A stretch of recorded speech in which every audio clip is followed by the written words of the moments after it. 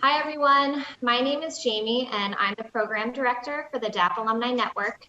Welcome to our DAAPX lunch break. Whether you're a DAAP alum, member of the UC community, or you just stumbled upon the link and thought this looked interesting, we're happy you're here. Quick note, though, if you are a DAAP alum and you want to get more involved with the college, your fellow alumni, or share your story, reach out. I'm going to pop my email in the chat and would love to hear from you. If you joined us in the morning, then you saw a great lineup of presenters, and we're happy to keep the day moving. With that, I'd like to introduce Derrick Woodham. Derrick was educated in England and graduated from the Royal College of Art. He taught at the college level and represented the UK in a series of international exhibitions before coming to the USA in 1968. Since then, Derrick continued to exhibit internationally and taught at the Philadelphia College of Art, University of Iowa, University of Kentucky, and finally DAAP, where he was director of the School of Art from 1980 to 1995 before retiring in 2001. Fortunately for us at DAAP, we still get to see a lot of Derrick, which is nice. Most recently, Derrick has been maintaining DAAP and Moon in ActiveWorlds. So a little bit different than our morning and afternoon sessions, Derrick will be taking us on a tour of this space, narrating as he goes. If you have questions and want to put them in the chat, I'd be happy to ask as Derrick guides us through the space. So Derrick, take it away. Well, hi everybody. This is the view in Piazza, which is the first space which I built in AlphaWorld, the main world of an application called ActiveWorlds, which went online in 1995 and I discovered in 1996. This area is the area which I built. What you're looking at right now is an avatar. I'm going to move up to show you the list of available avatars. And I'm going to click on custom. Several years ago, they gave you the option of creating a custom avatar. And now if you sign into ActiveWorlds, you have to build an avatar before you can enter. So here comes my custom avatar. This is a perfect likeness of me as of 4 or 5 years ago. What we're going to do now is walk around. I'm going to go to a first person eye view and take you outside the space. I think I might go back to an end view here first, just to show you that now I can fly. Here I am flying. And over here you can see the area which I built. We can go even higher and give you a better view. I can pan out a bit to show you more about the space. This is a world that's technically as large as California and has many different buildings in it. Basically what you do if you want to build here, and anyone can build here, is you choose a space and you identify an area. I'm going to right click now on an object here to show you how I can copy that object and move it wherever I want. And when I relocate it, that area also becomes a part of my property, and I can duplicate it, and etc. And that's basically how I built this space. So I'm deleting that object now, and this one. And this area here is a construction over a road, identifying two plazas which I built initially before I started to work with DAAP itself. Now we're going to fly over now and go to DAAP. Oh, I wanted to show you first the web page for this space. These are images that I took of my models installed in this space while it was still possible to do it. Nowadays, you cannot install your own models. I was only able to do this because you could operate the whole application independently on your own computer. Now you have to work through the main server And so you cannot install objects in any other area in ActiveWorlds, in AlphaWorld, but you can, of course, install stuff in your own world. Now I'm going to go down, back down now, and go down to ground level, go back to first person, and now we're going to walk into the teleporter to DAAP. This is a separate world, and one which I started in conjunction with ActiveWorlds back in '97. Here we go now. That was the teleport sound. And here we are at ground zero in DAAP. I'm going to move this sign right back now to show you roughly what the space used to look like before I put that announcement for the digital sculpture exhibition in. And these elements are forms which I made myself and applied this animation to. These photographs made by Anne Glenn of DAAP, the new building, before it was ever actually used by anyone. So this is Virgin DAAP space you're looking at. And this page above here was the first web page that was produced by the college. This would have been, I guess, back in '95 or '96. These all have links. This has a link to the School of Art, links to its current page. And if I go back here, by the way, this is the home page to DAAP itself.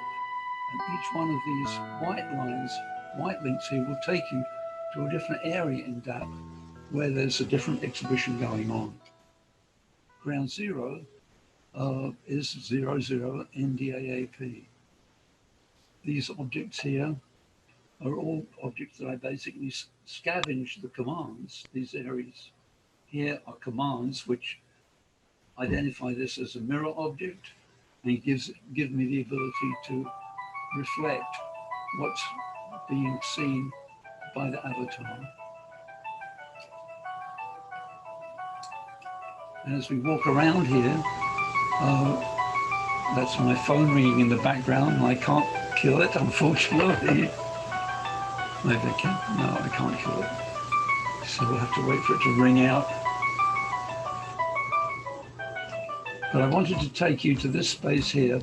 Ben Britton is a faculty member in DAAP who got me involved in working with a computer years and years ago.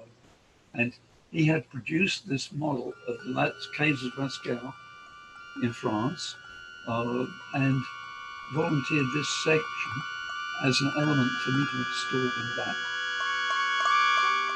And this was a little fantasy gallery which he built in an offshoot of the real cave, which includes images by his wife Lisa, earth, air, fire and water. It's a very private space.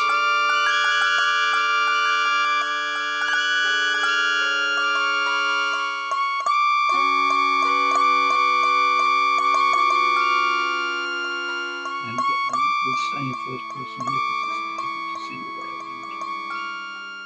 If we go into third person, I zoom behind myself. Now if I press Control, we can go a little faster. We go back to the DAAP, to the ground zero again. And when I first used this, I taught an intro sculpture class, a computer sculpture class, and a media foundations class. And the idea behind the class was to introduce people to new technologies. So using the computer as a base, I got them to do a Photoshop portrait or image of their own choice, build a sculpture in 3D Studio, and produce a web page describing their activities. And then I built these gallery spaces and installed these their works either in the gallery or around the gallery. And let me see if I can get to a space in here. I can go up here right now. We can walk into this area. This is a student who made portraits of her parents. Oops. This is the web page which she produced. Each one of them contains a brief description of each object, and if you click on each link, the image is enlarged. At the time that this image was made, it pretty much would have filled your screen. So that's the way technology has evolved. But they did all the HTML work, and in this context, we used to use Netscape, which at that time really was the first visual browser that was available, and published a little HTML guide that came with the application. Actually, by the time most of these people were working, though, Internet Explorer had come out with a competitive version of the web page of the browser with its own HTML publication option, and most of them were actually working with that. This is the sculpture that student had produced, and I converted this from a 3D Studio Max file to a renderware file, which is the native format for 3D modeling that supports ActiveWorlds. Later on, we got involved in the idea of trying to recreate some of that space, and we did produce a model of the read gallery, rather primitive, but you open the doors here and walk into the gallery, and here you can see work by another class of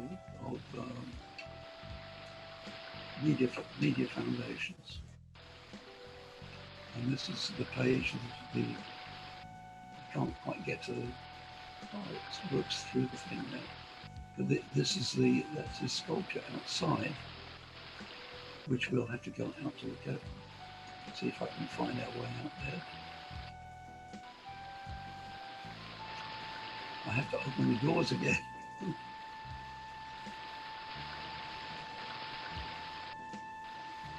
Now his sculpture is actually just around the corner here. I remember where it is.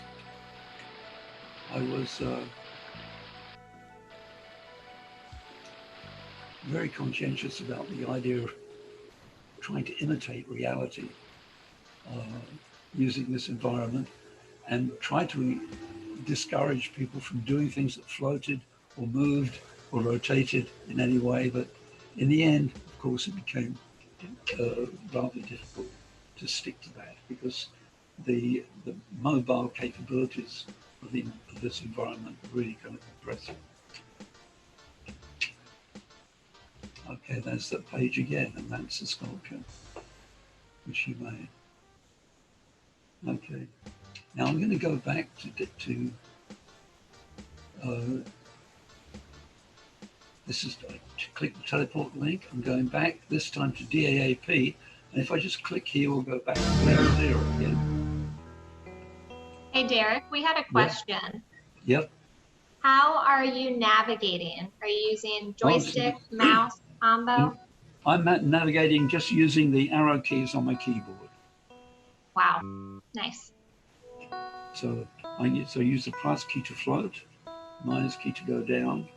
I can use the shift key to walk through objects.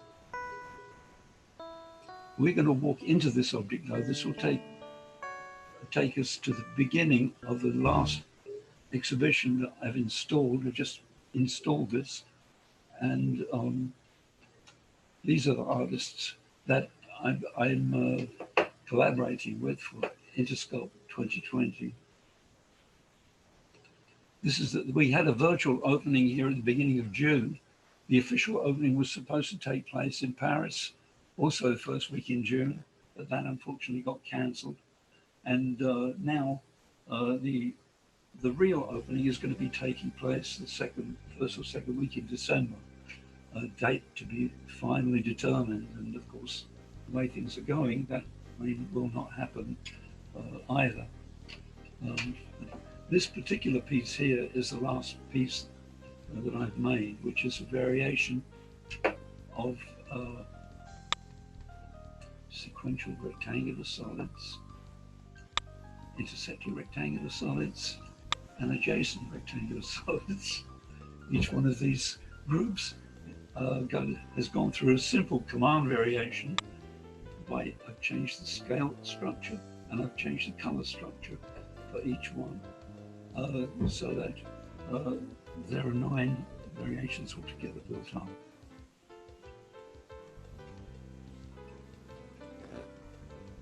This is Mary Visser.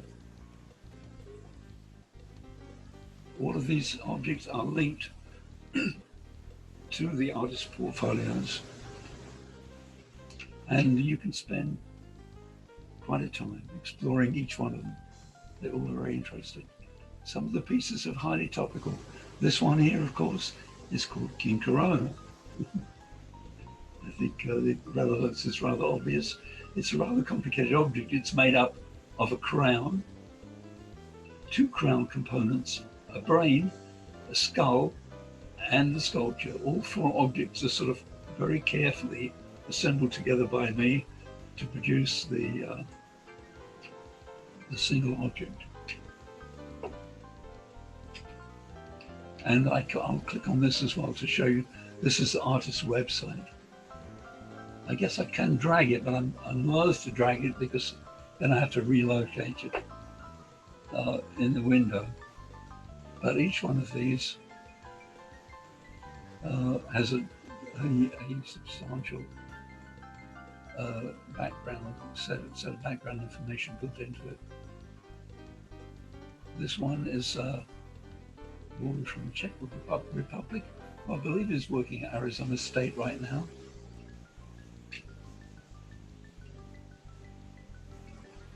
And this piece here is by an English sculptor, James Hutchinson.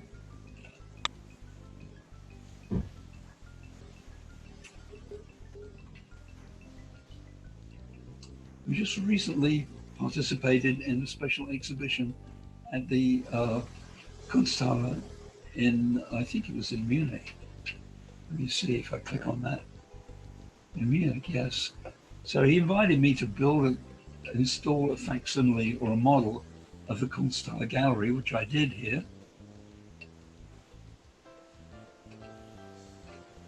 And he submitted this model as his contribution to this exhibition.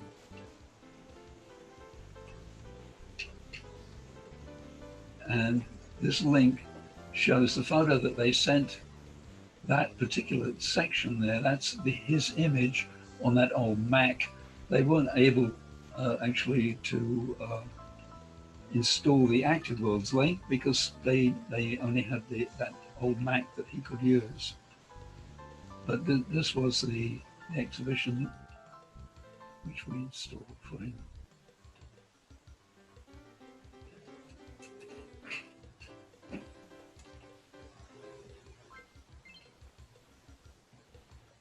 Now, the sculptor who's really been the mastermind behind the Intersculpt series was actually an engineer called Christian Levine.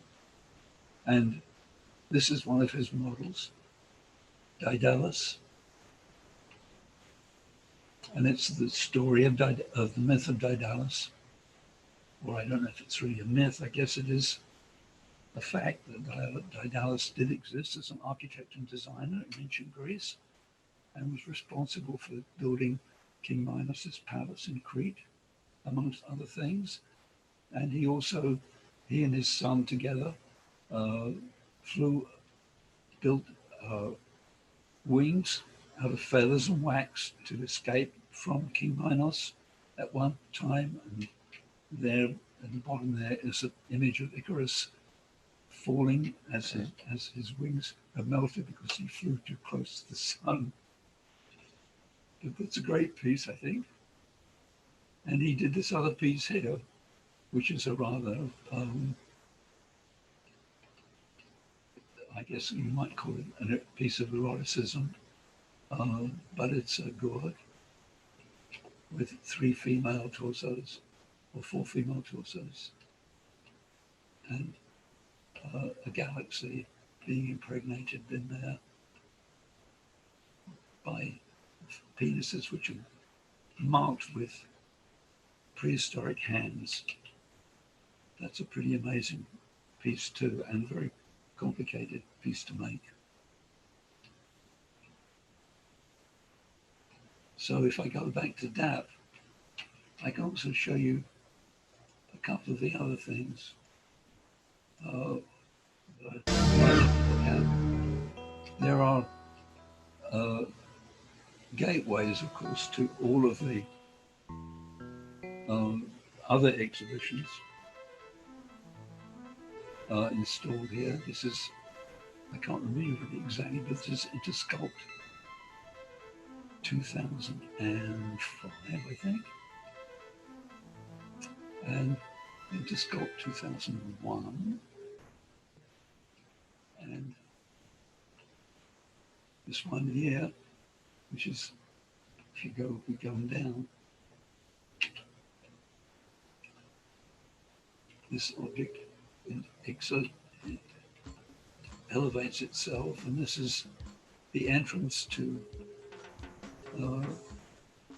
the last really major Intersculpt exhibit that I did.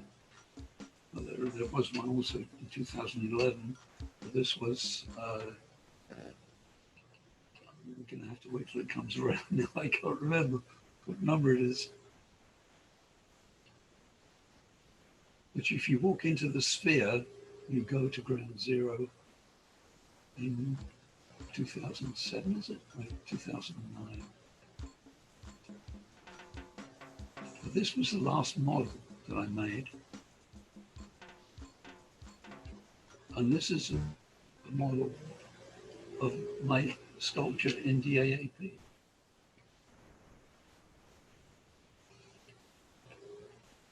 And you can actually walk down the stairs here. And I'm very impressed. In particular, I'm impressed with the rail which I built that goes down the stairs, because it's a rather elaborate piece of modeling to have made that rail like that. And it works really quite well. That's a sculpture. It doesn't get all that much attention, unfortunately. And this, of course, is a link which will take you, if you click on it, or if you use your, if you use your scan your reader on your phone, will take you to this website here, which is the website of the actual installation. It shows you these are all photographs of the installation and process and so on.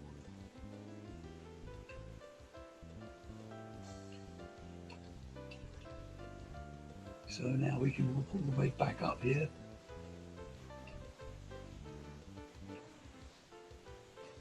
Now I can click back to go back to ground zero.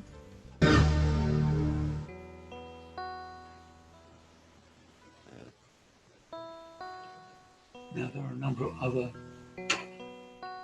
let me see, places that we can go to here. This is another location, which I thought was going to be my last sculpture for a number of years, and I got back into geometry again. So this is my auto-portrait, and it's located in an area back in DAAP where there are many more models of my own work. Most of these pieces here are my own models.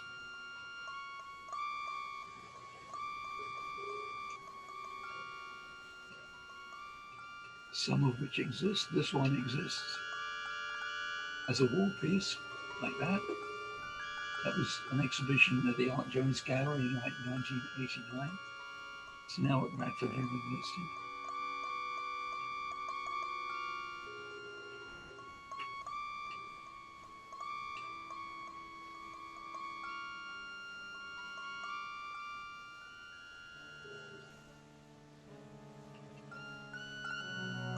This is probably the most elaborate model that I've made, where all these pieces, except for the fact that they're floating from the ground, are kind of interconnected. So originally began as a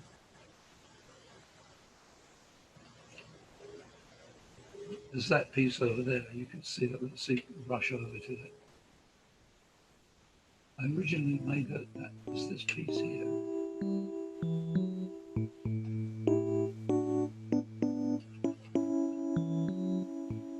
You can see how each segment is connected to a rotating section of the base. The soundtrack, of course, is the gift of ActiveWorlds, but one that I was able to allocate to different areas of the exhibition.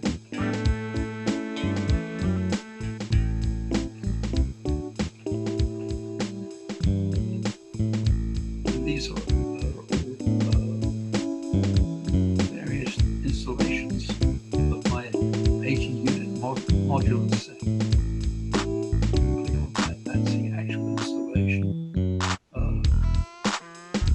Click on that link there, that takes you to the web page that shows you how I produced the piece initially by making the model like this, drawing with this model through the hole in the floor, and then dismantling it piece by piece, and then reassembling it from these slides, image by image, until I came up with the full scale installation.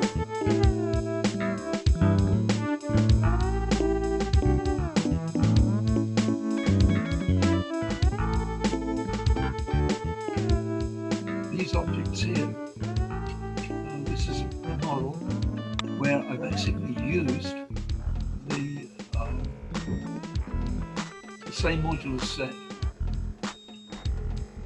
modified the geometry of it in, I believe I did modify the geometry for that shape.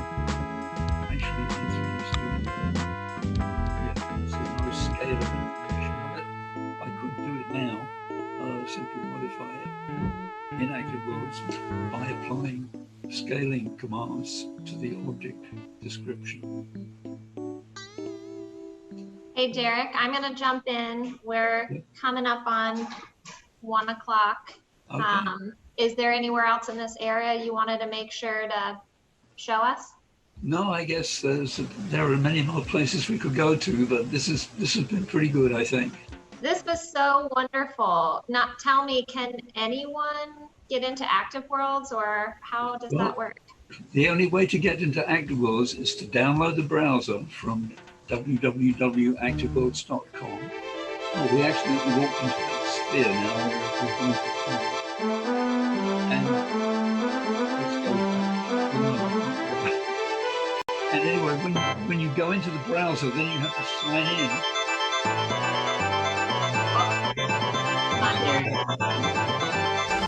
And we've gone back.